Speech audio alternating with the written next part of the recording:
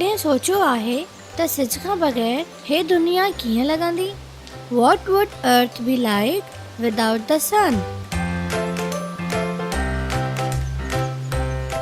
असांजी दुनिया यानी प्लैनेट हिकु इंतिहाई कोल्ड यानी थधी ऐं उंधाई डार्क जॻह हुजे हा, जिथे लिविंग बींग्स यानी जानदारनि जो ज़िंदा रहणु नामुमकिन थी वञे।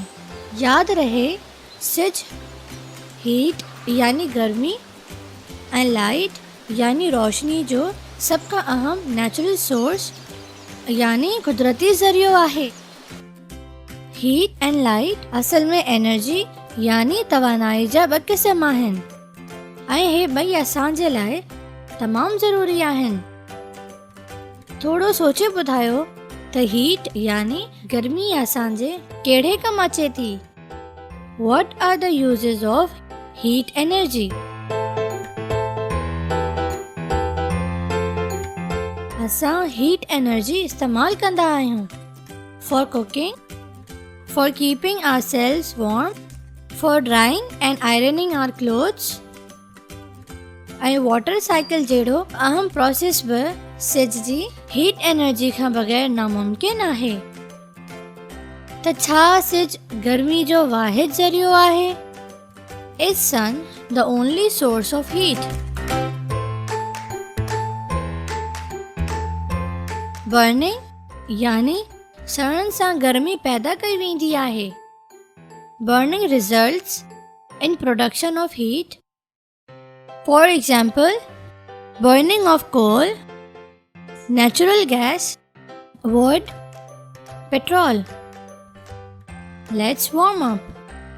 पंहिंजनि ॿिन्हिनि हथनि खे थोरी देर जे लाइ पाण में माटियो। Rub your hand together for few seconds.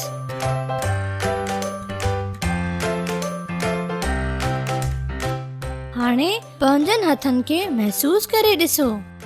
Feel your hands now. अचो हिकु दफ़ो वरी कोशिश करियूं था। Let's try one more time. Place an eraser at your face so you can feel its temperature. Rub the eraser vigorously on the desk wall. Place the eraser again on your face. How does it feel?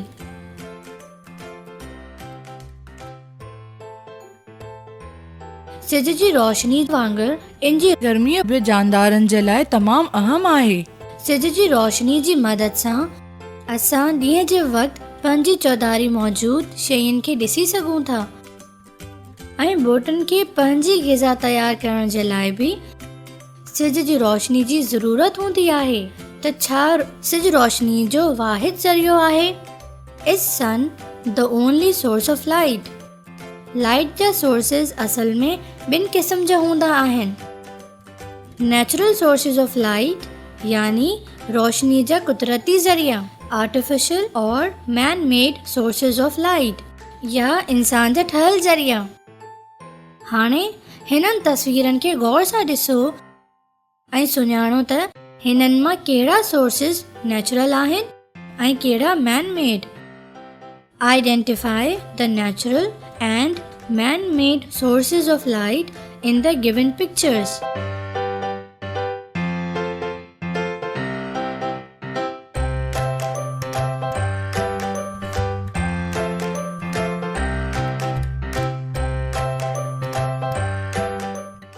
Natural sources of light are sun, stars, lightning, firefly. Man-made sources of light are torch, lamp, bulb, candle. हाणे पंहिंजनि साथियुनि सां गॾिजी कुझु अहिड़ियुनि शयुनि जे बारे में मालूम कयो जेके हीट ऐं लाइट ॿई प्रोड्यूस कंदियूं आहिनि। Find out sources that produce both heat and light.